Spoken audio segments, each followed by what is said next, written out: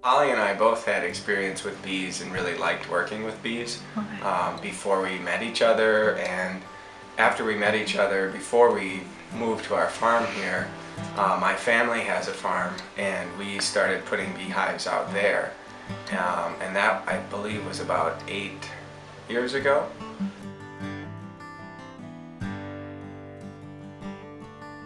So like do the bees first, and then we can do if you want to like take a little bit of a tour and see other things. Yeah, it's a little different raising bees here in this climate because the bees there isn't a year-round food source for them. It's not so much, I don't think, the temperature, but it's more like the length of time that they have to survive without food. The farm shed is trying to fill those gaps by making projects and activities that people can do. And so there's all these different community organizations and farmer groups doing similar types of things.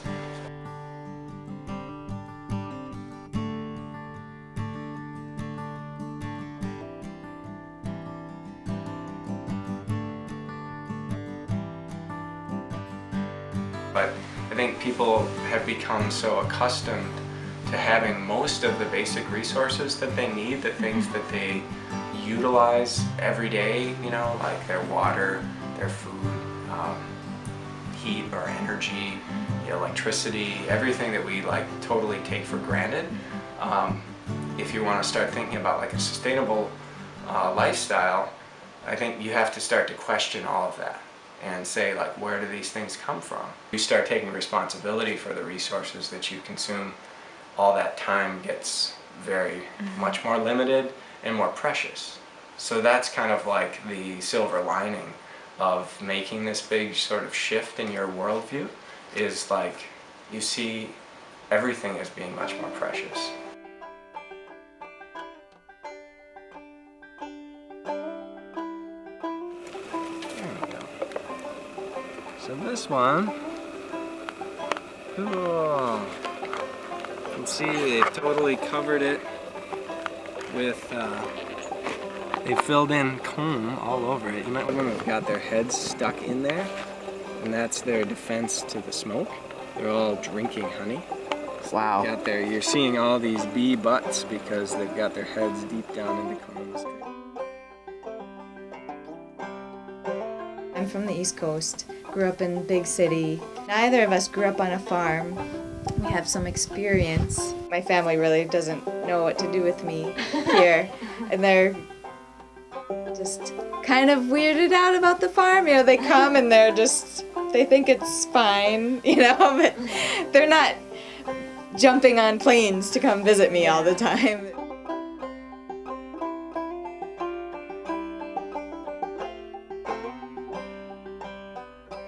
They're just so fascinating. I mean, the fact that they really don't need us at all, you know, but we pretend that they need us, but really we need them. There's all of these different ideas about what you should feed your bees and when you should feed them and how you should feed them, and so there's, you know, I remember just saying, "Come on, can you just tell me how to do this?"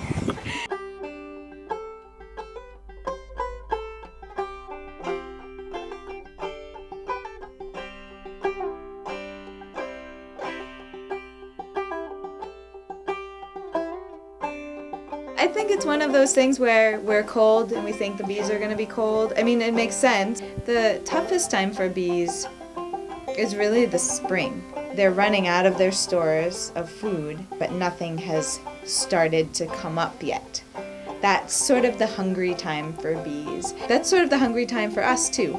All of our stored food is running out in the spring, but we haven't been able to plant anything yet. So it's sort of that same way for the bees.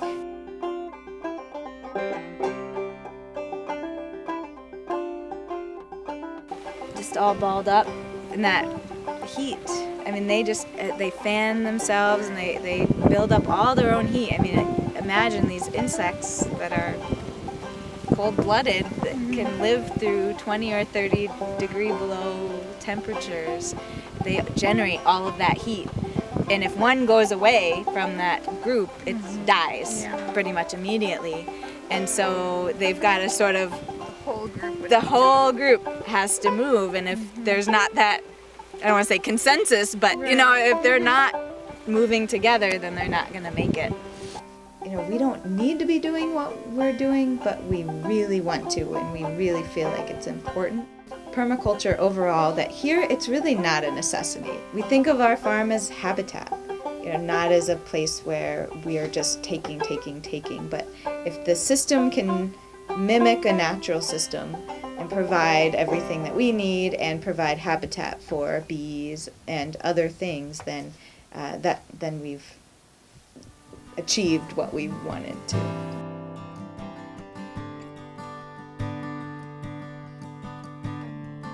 Comb pattern stamped into it. So we put that in the frames and then they build off of that. It's kind of their guide. Sustainability is kind of like treading water. You're not moving forward or backwards. You're not doing something negative, but you could be doing something more positive. When we met, we were both really interested in agriculture and sustainable agriculture and growing food in a healthy way for the environment and for people, and so we kind of had that shared interest going into it.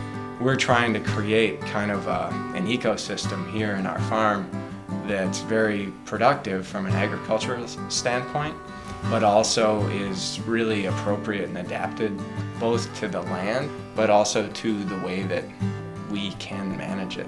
We really wanted it to be sort of two parts. One, just our home farm that we could get everything from, but also a demonstration so that we could hold workshops and host interns and be a place where people could come and learn about permaculture.